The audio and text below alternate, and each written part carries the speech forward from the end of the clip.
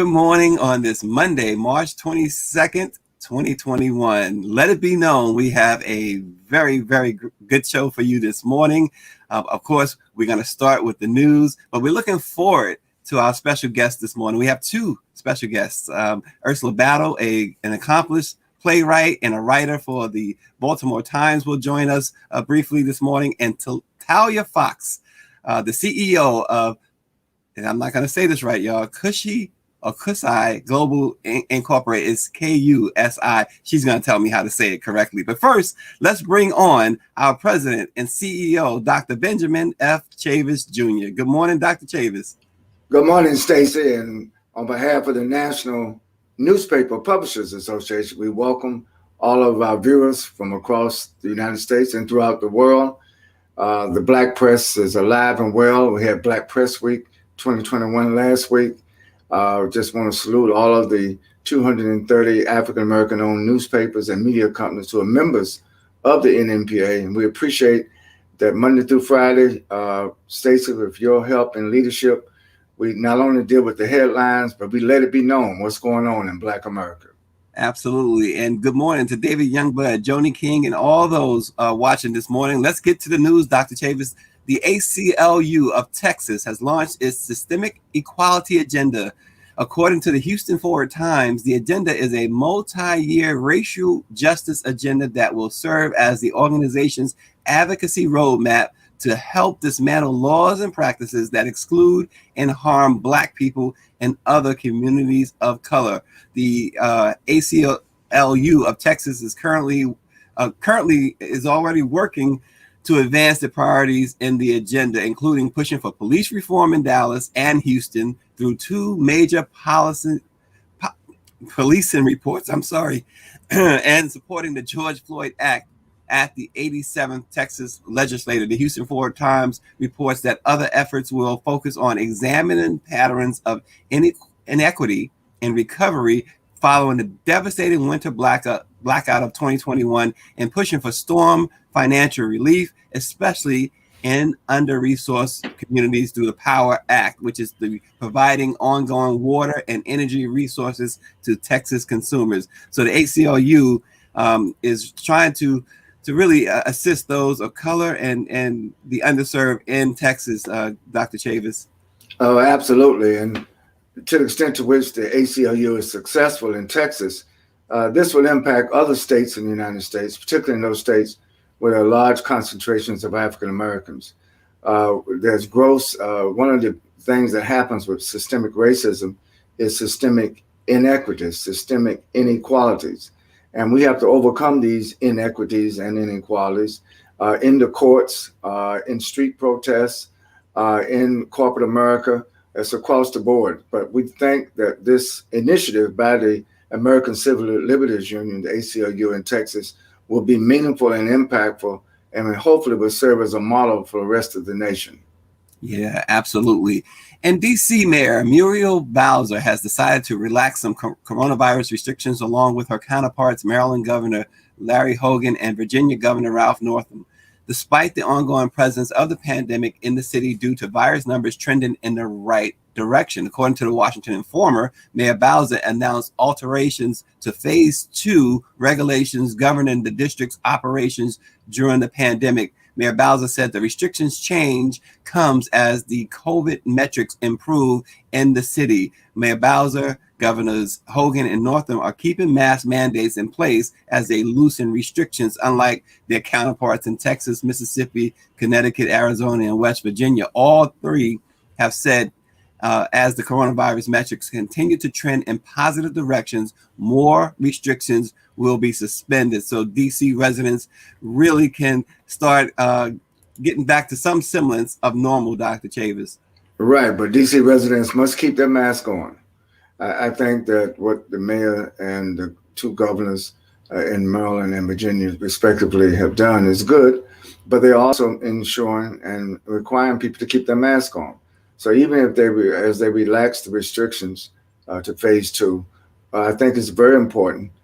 These variants, Stacey, of the coronavirus are still spreading. What just happened over the weekend in Miami was terrible. with thousands and thousands of people. And I saw a lot of black people out there with no mask on. You're playing with death. You're playing with your life. You're playing with the health of your family. Don't do that. Keep your mask on until this virus goes away. Yeah, absolutely.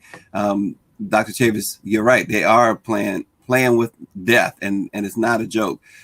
Please wear your mask, social distance. This thing is not over yet. It's important to note that there are 3 vaccines that are proven to be effective, some highly effective, but no one has declared the pandemic over. In fact, it's far from over.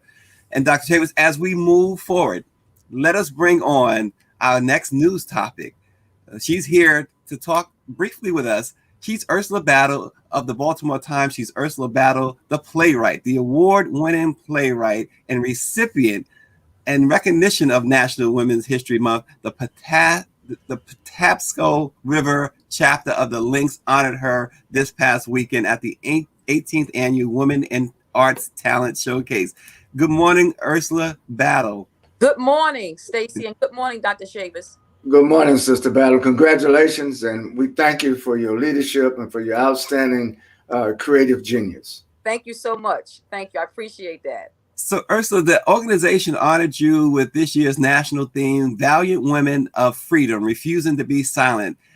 Just tell us, how did you feel about receiving such an honor, and what was your thoughts when they told you you were the recipient?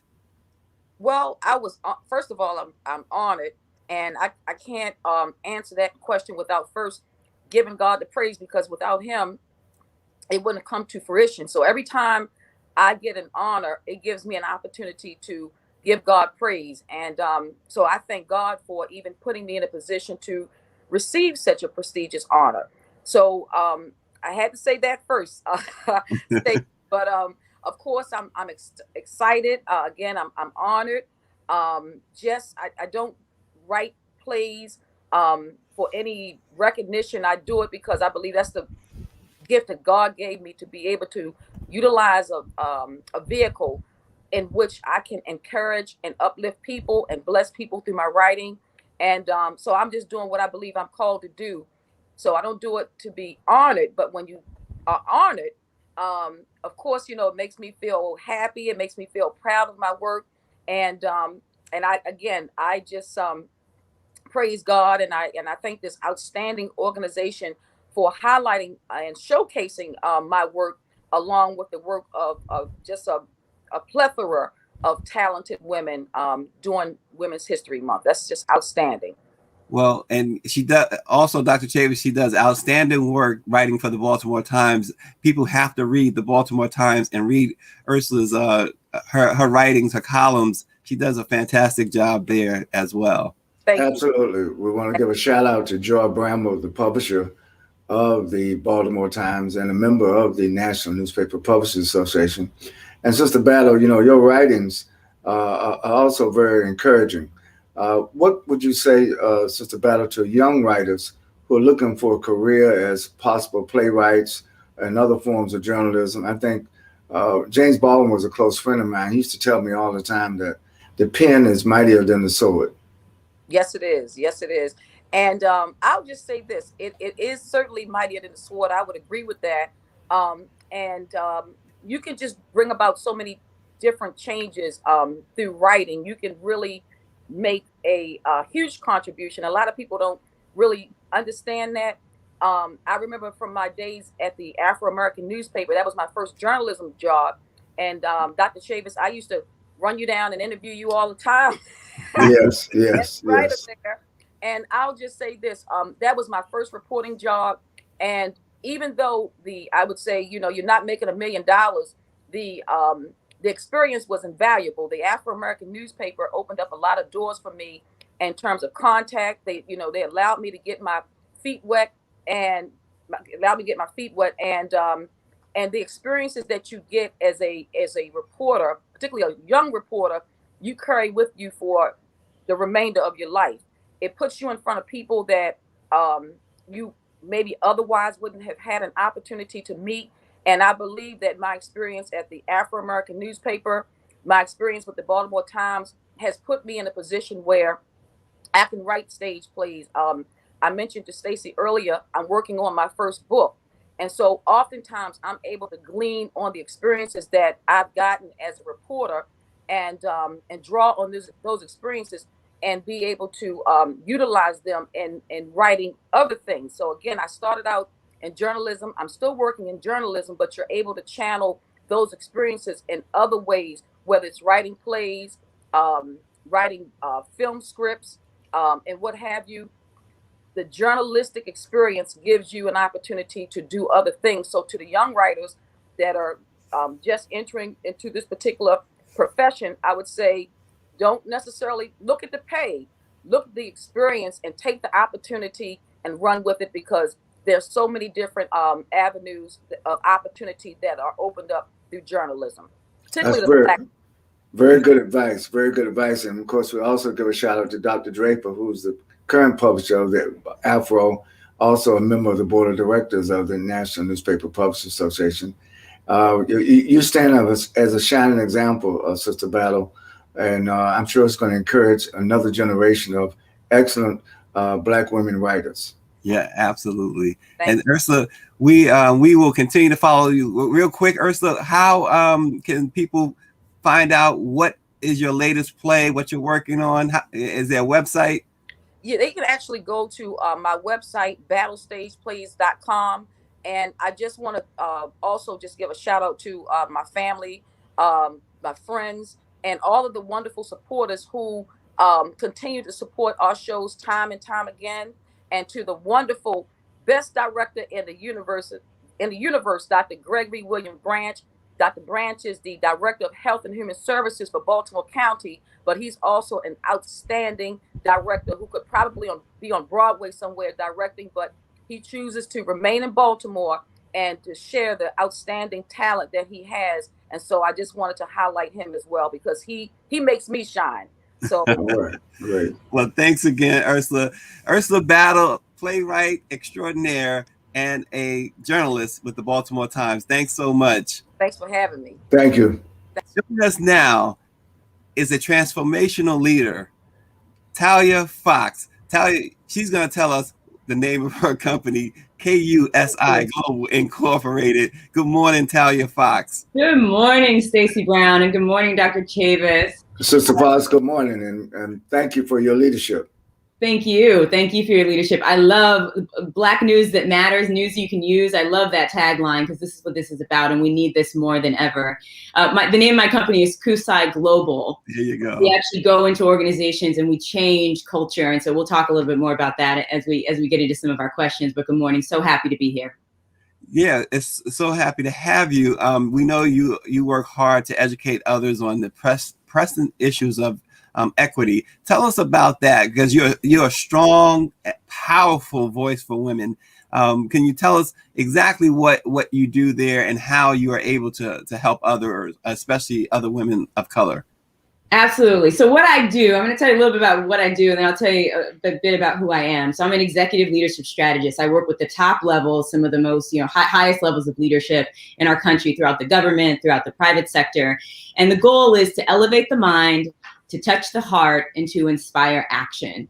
So this is what I do, but the why behind what I do is the idea that we can be happier, we can do better. When we think about equity, when we think about connection, I tell these leaders that there is a different way in terms of how we lead and how we behave, and it's going to impact the world. We need strong leaders. Very important.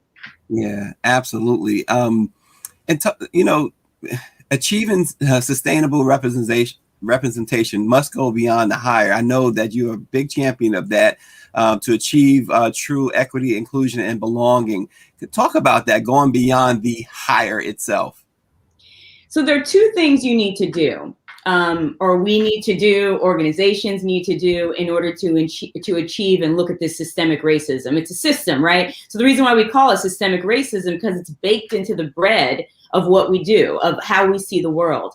And so two things. There's the culture that we have to address, which is as we're walking outside and walking around and we look at people, what do we see them as? You know, I was having dinner with my son. I have a 13-year-old. I call them man cubs. I'm raising two Black men and a single mom, a man cub that's 13. I have a 13-year-old and a 20-year-old. And what we do sometimes is I ask him, what do you think that person does for a living? And there were two Black women, and I was so happy because he looked at these two Black women and he said, Mom, I bet you they're surgeons. And I was just so happy because I said, you know, they could be. Who knows what they are? But he thought he had a different kind of bias that they were surgeons because he has a doctor that is Black. And so this is really, really critical. But it's the culture, how we see the world. The hiring, though, is very important because that's the tangible action steps. If you cannot see someone in that position, it's difficult to understand or to be able to drive change.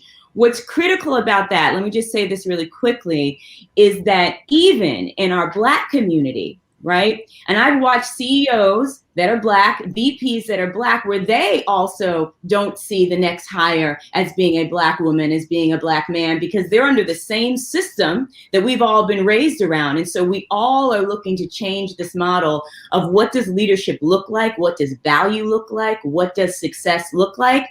And it has to include me. It has to include you. It has to include Dr. Chavis. It has to include Ms. Battle.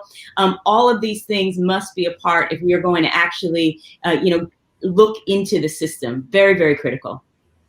Yeah, and Talia, we hear so much about diversity and inclusion.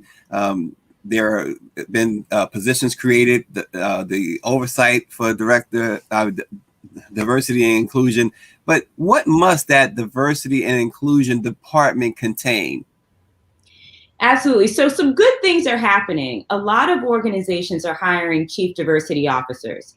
And these chief diversity officers must be given the permission, not that we need it all the time, but the permission to press. And so many of these chief diversity officers need to report directly to the CEO. They need to be integrated into the big things that an organization does. And so it's not just this office off to the side where people are thinking about what to do with all the brown faces in an organization. It is an integrated part of the entire strategy of how we operate. When we talk about the system, if we have systemic inequalities, if we are going to integrate systemic equality, right, then we have to actually have diversity, equity, inclusion, belonging into every single thing we do, right? What's going on with the happy hours and how we interact? What's going on with the hiring practices? What's going on with meetings? What's going on with the top leadership, and is there diversity there? And so really, really critical to be able to think about not just having a siloed diversity and inclusion experience, but having multiple things. A couple other things you need to think about in the diversity and inclusion department. One is everybody needs training, level set training. You can come to KUSItraining.com. We do training. We have over 100 courses that will support you, but elevating the mind, touching the heart, inspiring action. You absolutely need training. And then you need a plan, a strategic plan that is not just pushed by the stress of the media cycle, but it's pulled by the purpose of true equity, true inclusion, and true belonging. Wow, Dr. Chavis, this is what Women's History Month is all about. Absolutely. I'm interested in Talia. How did you come up with the name of your company? So thanks for asking that. Nobody asked me that, and I love it because it's an important model that we use. Yes. KUSI, K-U-S-I, stands for knowledge. You have to know what's going on. Understanding. Knowing is different than understanding. Strategy, that means we need a plan. What's your GPS for getting where you want to go? And then implementation, you continue to act. And KUSI is cyclical. So what that means is that it keeps going round and round. After you implement, you have to know more. As Maya Angelou says, when we know better, we do better. Understand more, have an even deeper, more aggressive strategy, and continue to take action. That's very important. Thank you so much. When I first heard the name, I said, wow, the original Africans were called Cushites. Yes. And Cush is also in the Bible. So that's a great name that you've chosen. Thank you so much. I appreciate that, Dr. Chavis. Yeah, and so Talia, tell us a little bit more about the company. It's global, which is a great thing because it's not just about one set, here in the U.S. It's global. Dr. Chavis often talks about the global reach of the Black press and how we have to think global on all things. Talk about that, thinking globally. Yes, thinking globally, which is this term I'm going to give this morning called cultural competence. And cultural competence is understanding culture, understanding how people operate, understanding how people behave. And so what we do is we go into countries and we understand their norms. It's very interesting. We did a training in India, and we actually talked about Black systemic racism in the US and India. And what I found that was very important or very interesting is that they were really up on what's happening in our country and the news and movies and entertainment and all kinds of different things. So as we were they wanted to understand more about what racism is about and what it looks like. And we compared that to some of the customs and norms that happen in India. And so it was a really interesting experience. So as we think about going into other countries, where do we fit in this global landscape? We are in the middle of something called the fourth industrial revolution. So that is, we are getting smaller. We're much more connected. And so this idea of knowing each other, understanding each other, having a strategy for integrating best practices all around the world and taking action is more important now than ever. Technology is going to continue to connect us in more meaningful ways. And so when we think globally, particularly I will say in the Black community as well, when you're marketing your business, as we think about the Black press, people are interested all over the world about this integrity of the human experience. And so global means knowing, understanding, having a strategy, and thinking about how we can connect. Yeah, that's awesome. Because oftentimes, as stated, we take for granted that we're only looking at what's right in front of us. We're not looking at the bigger picture worldwide, and talk more about that, how African Americans in particular should be thinking global. What's on my goal list, and Dr. Chavis, maybe we need to partner on this. I really want to create something called the Black Intelligence Institute. And I think what ends up happening is sometimes in our effort to elevate our own communities, we can get really narrow-minded and siloed. We have a lot of stuff to work on here, but I think that we want to dedicate some time to expanding our mind, expanding our perspectives, and seeing things much bigger than the way that we may see them now. So there's our own lives, there's what's happening in our community, but then it's how do we fit into the big system of the world, which I think is so important. So I have a challenge for everybody. It's called just broadening your horizons. Do something today that you wouldn't have done yesterday. Break the habit of doing the same thing over and over again. Pick up a different book. There is jazz Indian music I actually discovered on a training. But listen to some different music. Make it intentional. Effort and commitment to break some of those daily habits. How do you speak? Who do you talk to? In our own community, we also need to expand, because that leads us to creativity. It leads us to access to solving problems in more exciting and different ways. And it is going to lead us to very, very different outcomes. Oh, well, education, it sounds like a lot of education, and that means people will be learning, and that's what it's all about. Dr. Chavis, I know you advocate global, you advocate education. It seems like you and Talia have a lot in common here. Oh, absolutely. I'm taking you up on that collaboration, Sister Fox. Stacey and I are finishing up a book right now on the transatlantic slave trade, not just the history of it, but how it applies to today, with Congress now dealing with reparations. Because one of the key factors that's going to happen with the study of reparations is the impact. I think sometimes there's an underestimation of what 500 years of slavery, 500 years of inequities, 500 years of inequalities, 500 years of keeping us from even thinking with a worldview that's global. So we need your expertise to help us not only in finishing up what we're doing with the book, but I like your idea about the Black Intelligence Institute. I think that sometimes we even define intelligence using that Western model, which seeks to deny our very essence of our humanity. And I like the point that you said about cultural, because if you listen to the people's music, if you listen to their poetry, you listen to their art forms, their dance even, it tells a lot about the essence of not only who we were in the past, but who we are today. Absolutely. And you know what I agree with that 100%. I love the idea of how you define intelligence. So it's not what you know, it's how you think. And That's so right. the habits of thinking differently. And by the way, Dr. Chavis, I love your background. You have the world view right here. Yes. I get a lot of questions why I use that background. I'm trying to tell people, listen, we just don't live in one state, one city, one community, one block. We live on Earth, and we got to know something about all of what takes place on the planet that we live in, and also in the galaxy that we live in. Yeah, and if I could just say one more thing about 500 years of oppression, not only has it impacted the ability to economically thrive, but we continue to look at how it's impacted the mind. Some of these things are very intentional when we are continue to have a mind that is focused on struggle, right? So the more you're in a survival mode, the less you're able to sort of have that higher level of thinking. And so I'd like to look at how we can move our community out of this survival mentality, out of this any kind of poverty mentality, and move to elevation and progress, which we've been doing a lot of, but there's a lot more work to do, as we all know. So, well, you're gonna be hearing back from us in short order. Yeah, fantastic.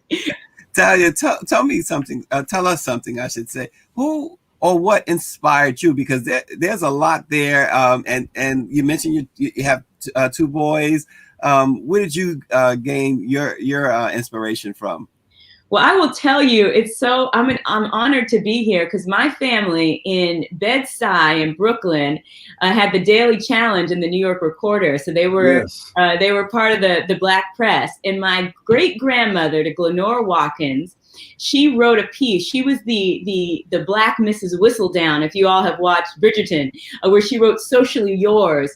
And she was she created this very, elite Black perspective as she was writing. And so she inspired me because I was raised, my grandmother also was on the cover of Jet. She was one of the first Black models in New York. And they inspired me where you are humble and you help your people, you really look at the experience of the community, but you also hold your head up high. My grandmother told me, don't let anybody take your soul. You always stand strong, and you don't let money impact your integrity. And so in terms of the way that I lead, I'm a purpose-driven leader. Right. And so I think about purpose, I think about impact, and I've had to say no to some big things, but I always know that it's coming back around. If I can have my integrity and I can have my mind, nothing can go against me. So really, really important there. Very good. I want you to know that the New York Daily Challenge is still publishing every day. Yes. Tom Watkins, the Watkins family, yes, has been in that paper. And, I mean, look in your genealogy, y'all may be some kin. No, that's actually my uncle. We Uncle Tommy, I call him. We're very, very close. So that's the house that I grew up in and hung out with. So yeah, that's my mother's my mother's uncle. Great, wow. Very good, very good. So we got a Brooklyn woman. I'm a Queens boy. So you're Queens boy. I was born in Queens. Oh, well, there you go.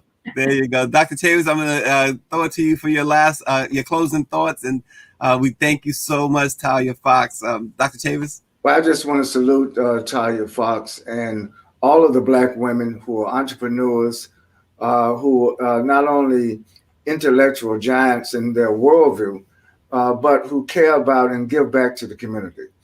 This is Women's History Month, and we're so proud of all of our women publishers. We're so proud of all of our women entrepreneurs.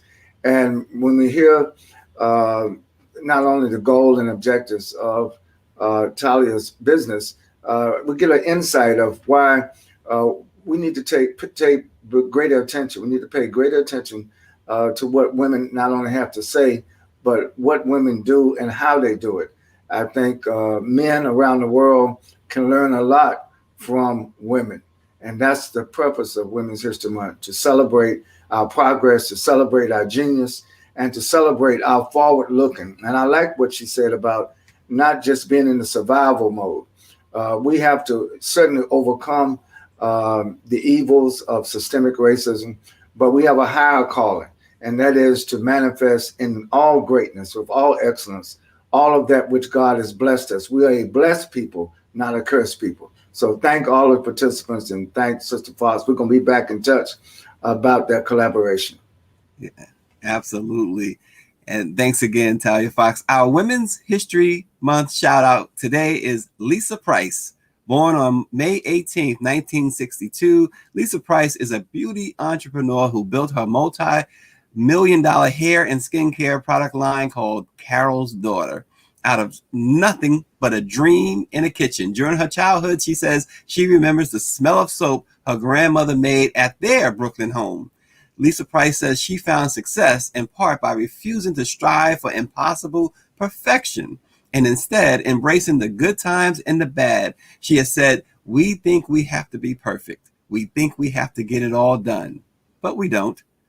I'll shout out to Lisa Price. Let it be known, if you're walking down the right path and you're willing to keep walking, eventually you'll make progress. We will see you tomorrow.